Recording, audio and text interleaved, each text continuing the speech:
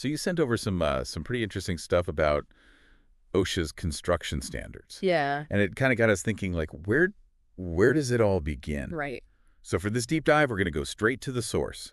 Subpart A of OSHA's 29 CFR 1926. Okay.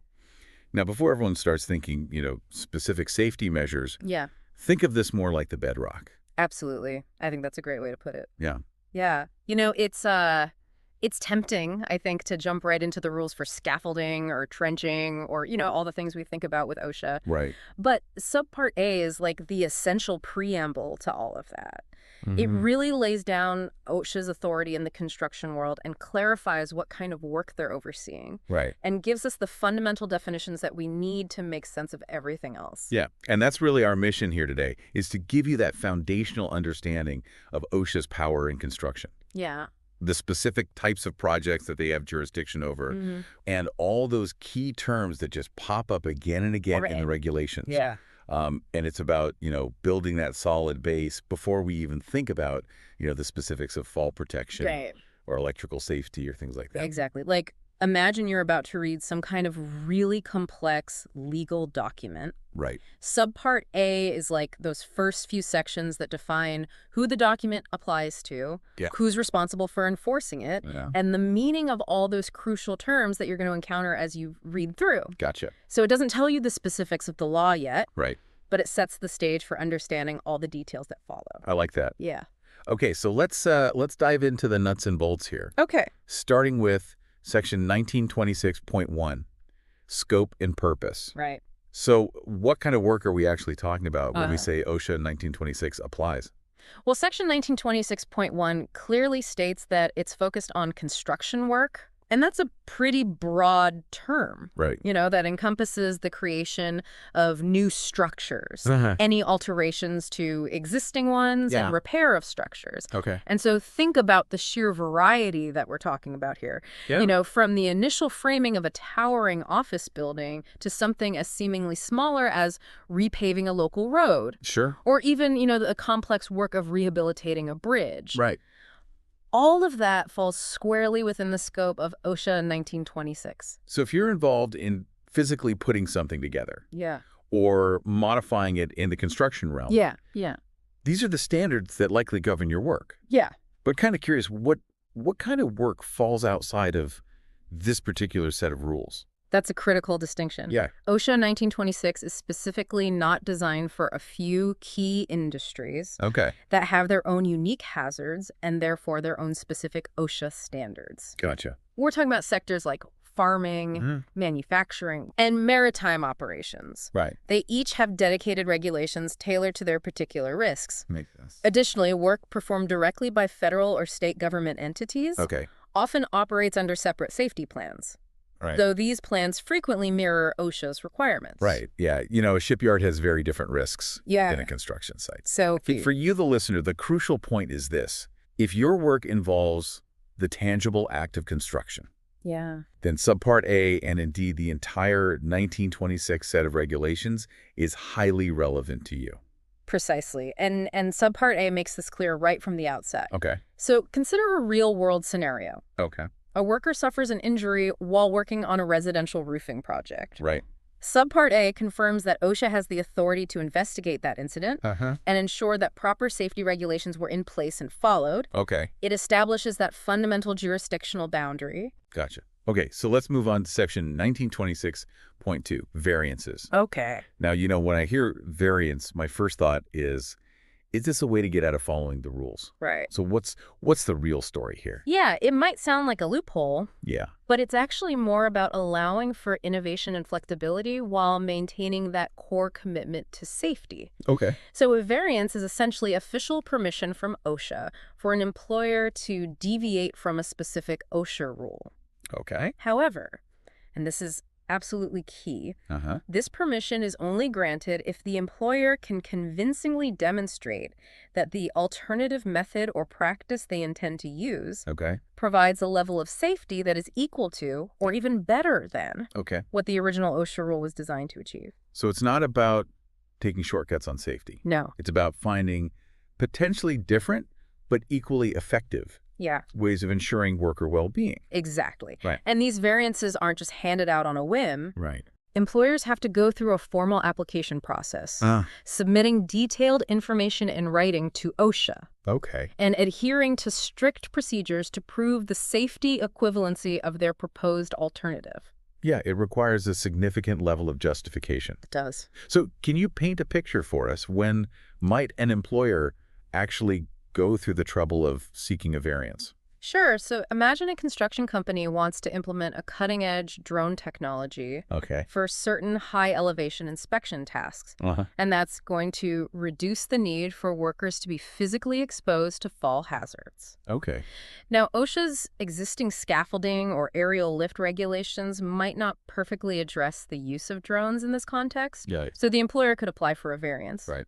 presenting comprehensive safety data on the drone operation, Uh-huh. demonstrating that it achieves at least the same level of safety as traditional methods, if not a higher level, Right. by completely removing the worker from the hazard. This allows for the adoption of potentially safer technologies, even if they don't neatly fit into existing prescriptive rules. That's a great example Yeah, of how safety and innovation can potentially go hand in hand. absolutely. Okay, next up is section 1926.3, inspections. This is where the rubber meets the road, Yeah, where OSHA actually shows up on a construction site. that's right. Section 1926.3 outlines the fundamental authority that OSHA has to conduct inspections of construction work sites. Okay. And a really significant aspect of this is that OSHA inspectors have the legal right to enter any construction work site without providing any advance notice whatsoever. Okay. This element of unannounced inspections is a deliberate strategy to ensure that inspectors are observing typical day-to-day working conditions, Right. not a staged version of compliance. So no warning at all. No warning. That definitely creates a strong incentive for employers to maintain a culture of safety at all times. Absolutely. Yep. And the standard also explicitly states that employers are legally obligated to cooperate fully with these OSHA inspectors. Okay. This includes granting them access to all areas of the worksite Uh-huh. and providing any relevant documents they might request, Okay. such as records of workplace injuries and illnesses, Right. or documentation of safety training programs. And what happens if during these surprise inspections, Yeah, an OSHA inspector spots something that isn't up to par? that's when the potential consequences come into play. Okay. If OSHA inspectors identify any conditions or practices that violate their established safety standards, Right. they are authorized to issue citations to the employer. Okay. These citations often include financial penalties, fines, which the employer is legally required to pay. You know, we've all heard stories about some hefty OSHA fines. Yes. Can you connect this back to one of the specific safety regulations Sure. that we'll encounter later in 1926? Let's say an OSHA inspector arrives at a construction site and observes several workers engaged in roofing activities Okay. on a steep slope without any form of fall protection, like Yeah. harnesses or guardrails in place. Right. That would be a direct and clear violation of Subpart M of the OSHA standards, Okay. which is entirely dedicated to fall protection requirements in construction Gotcha. because of the authority granted to them in Subpart A. Right. The inspector would then very likely issue a citation to the employer, Wow. along with significant financial penalties Okay. for that specific fall protection violation. So Subpart A provides OSHA with the power to show up and look around. Yeah. And the subsequent subparts detail the specific rules they're enforcing Right. and what constitutes a violation. Exactly. That makes perfect sense. Yeah. Okay, now we move on to section 1926.4, rules of practice. Okay. This sounds like the procedural aspect Yeah, of OSHA yeah. enforcement. Exactly. Section 1926.4 lays out the specific procedures that OSHA follows when it has identified a potential violation. It covers the entire process from how OSHA actually issues those citations we just discussed Uh-huh. to outlining the rights that employers have to formally contest those citations if they disagree with the findings, Okay. and even specifying the timelines that employers are given to correct any hazardous conditions that have been identified. So it's not just a matter of getting a fine in the mail. Right. There's a whole established system There is. for how that unfolds. Exactly. Okay. And for employers having a clear understanding of their rights under these rules of practice is really critical. Uh-huh. For instance, they typically have a 15 working day window after receiving a citation Okay. to formally notify OSHA that they intend to contest it. Gotcha. Whether they believe the violation was cited in error, Right. or if they have grounds to dispute the proposed penalties. Uh-huh. Knowing these deadlines and the proper procedures for contesting is essential for employers to navigate the enforcement process effectively. Okay, so we're getting into the more administrative side of OSHA oversight now. Yeah. Next up is Section 1926.5, OMB control numbers. Okay. This sounds rather bureaucratic. You've hit the nail on the head. Yeah. This particular section essentially contains a list of tracking numbers that have been assigned by the Office of Management and Budget, or OMB, Okay. to all of OSHA's various information collection requirements. Okay. In simpler terms, all the paperwork associated with the regulations. Uh-huh. This includes things like specific OSHA forms that employers might be required to fill out Okay. for record-keeping or reporting purposes. And our notes here suggest that for most of us, we can pretty much just gloss over this section. Yeah. Is that the general consensus? For the vast majority of people listening, particularly workers and even many employers whose focus is primarily on ensuring day-to-day safety and compliance on their work sites, Section 1926.5 isn't going to be directly relevant to their immediate concerns. Okay. It's more of an administrative detail related to the government's oversight of information collection. Well, So yes, for the main purpose of understanding OSHA's authority and your core responsibilities related to safety, you can generally skip over this specific section. got it.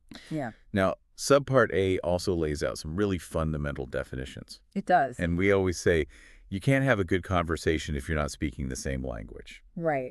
So what are some of the key terms Right. that we absolutely need to understand from this subpart? Absolutely. Having a shared understanding of key terminology is essential for navigating these regulations effectively. Cool. One of the most foundational definitions is construction work itself. Okay. As we discussed earlier when looking at the scope, this is broadly defined as the process of building, Uh-huh. altering, Okay. or repairing any kind of structure. And this incredibly wide range includes everything from single-family homes and apartment complexes to massive public works projects like bridges, Yes. tunnels, and Oh. highways. Right.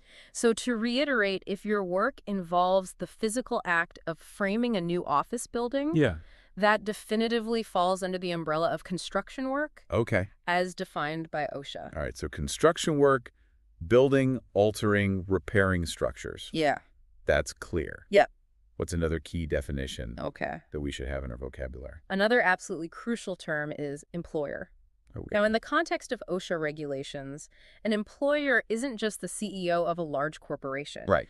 It's defined as any individual or entity that hires or directs workers to perform construction work. Yeah. This includes general contractors who oversee an entire project, Mhm. subcontractors who specialize in specific tasks, Okay. and even smaller companies or individuals who might hire temporary laborers for a particular construction job. Right. So if a roofing company hires a crew of temporary workers to install a new roof, that roofing company is considered the employer under OSHA regulations for those workers. So it's not just about who owns the company. It's about who's in a position to hire, That's right. supervise, Yeah. and direct the work Exactly. being done. Yeah. And then who then qualifies as an employee under these definitions? An employee is defined as any worker who is paid by an employer to perform construction work. Great. And this definition is intentionally broad.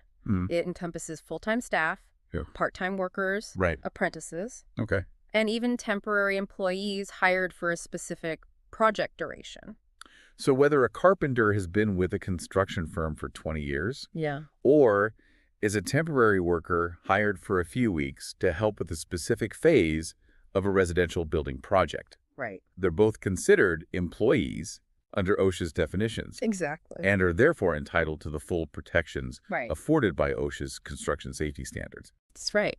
Okay, now let's bring this back to you, our listener. Okay. Why should you, regardless of your specific role, Right. take the time to understand Subpart A?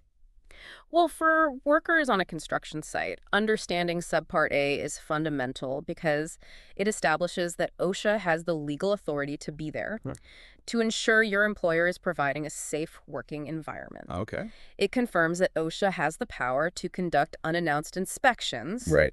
investigate accidents, and hold employers accountable for any unsafe conditions or practices they find. Okay. It's your assurance that there is an external body overseeing your safety. And what about for the employers who are tuning in? Yeah. Why is this foundational subpart so important for them? For employers, a thorough understanding of Subpart A is absolutely crucial because it clearly spells out OSHA's authority to conduct inspections Mm-hmm.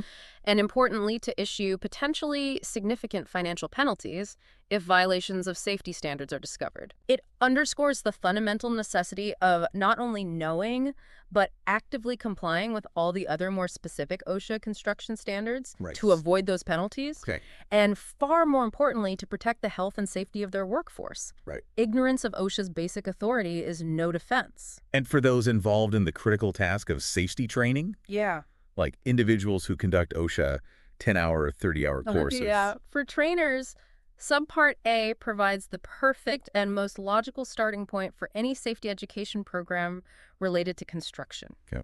It allows you to effectively explain the why behind all the specific safety rules and regulations that will follow by first establishing OSHA's fundamental role, Right. authority, and scope within the construction industry. Yeah. You provide trainees with the essential foundational context before you begin diving into the technical details of how to prevent falls, Right. work safely with electrical equipment, or manage other specific hazards. Yep. It frames the entire safety discussion. You know, we have some really helpful analogies in our notes We do. that I think will make these concepts even stickier. Yeah. Can you share those with our listener? Absolutely. One analogy we found particularly useful compares Subpart A to the cover page of a comprehensive recipe book focused on baking. Okay. The cover tells you who authored the book Right. and gives you a general idea of what kind of recipes you'll find inside. Perhaps it's all about cakes and pastries. Uh-huh. However, the cover itself doesn't provide you with the specific ingredients or instructions for baking a particular chocolate cake. Right. Similarly, Subpart A tells you who OSHA regulates in the construction sector Yeah. and the broad scope of their involvement, Okay. but it doesn't contain the detailed safety instructions for every specific construction task. I really like that. Yeah, It sets the overall context it does. without getting bogged down in the specifics. All right. What's the other analogy we wanted to share? The other one is more of a direct, real-world reminder. If OSHA shows up unannounced to inspect your construction site, Subpart A is the part of the regulations that gives them the fundamental legal right to do so. Right. This really underscores the inherent power and authority that OSHA holds within the construction industry right from the very beginning of the regulatory framework. It's a stark reminder It is. and an important reminder Yeah, of their role and their mandate. right. Now, for those of you who might be preparing for OSHA-related certification exams, Okay. such as the OSHA 510 or 500, our notes highlight a couple of common questions Yeah. that often relate back to Subpart A. Yes, a basic understanding of Subpart A is frequently tested in these types of exams. Okay. For instance, a very common question is, according to OSHA 1926, what types of work are covered by these regulations? Right. And as we've thoroughly discussed, Yeah. correct answer is construction work, including the building, Right. altering, and repairing of structures. Yep. Another question that often arises is OSHA permitted to conduct inspections of a construction work site without providing advance notice to the employer? And the answer to that, as outlined in 1926.3, Yep. is a definitive yes. Right. So familiarizing yourself with these core principles from Subpart A will undoubtedly be beneficial if you're preparing for any OSHA-related assessments. So to really nail it down, what are the absolute key takeaways from our deep dive into Subpart A Okay. that our listener should remember? Firstly, it's crucial to remember that Subpart A does not contain the specific safety requirements for various construction activities. Right. Instead, its primary focus is on establishing OSHA's legal authority and clearly defining the scope of their regulatory oversight within the construction industry. Right. Secondly, the subpart is where you'll find the essential definitions of fundamental terms like construction work, employer, Right. and employee, which are the building blocks for understanding all the subsequent OSHA safety standards. Nice.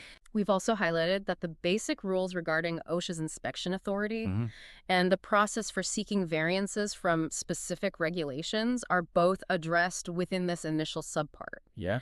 And finally, it's worth reiterating that Section 1926.5, which deals with those OMB control numbers for paperwork, Right. is generally not a section you need to focus on unless your role involves very specific administrative tasks Okay. related to OSHA reporting. All right. So based on everything we've covered, what are some practical next steps Okay. that our listener can take? If you are preparing for OSHA certification exams, the 5, 10, or 500, I would strongly recommend specifically committing to memory. Okay. The key provisions of 1926.1, which clearly defines the scope of the construction safety regulation, and 1926.3, which outlines OSHA's authority to conduct worksite inspections. Okay. For those who are involved in safety training or anyone who simply desires a solid foundational understanding of OSHA's role in the construction sector, using Subpart A as the initial framework to explain the big picture before delving into the hazard-specific rules is a highly effective approach. Right. It provides that indispensable context that makes all the subsequent regulations much easier to understand and appreciate. So, in essence, grasping Subpart A is like laying the cornerstone Yeah, of your understanding of OSHA's construction safety regulations. I agree. It's the fundamental base upon which all other knowledge and practices are built. Precisely. And on that note, here's a final, perhaps slightly more thought-provoking question for you to consider. Okay.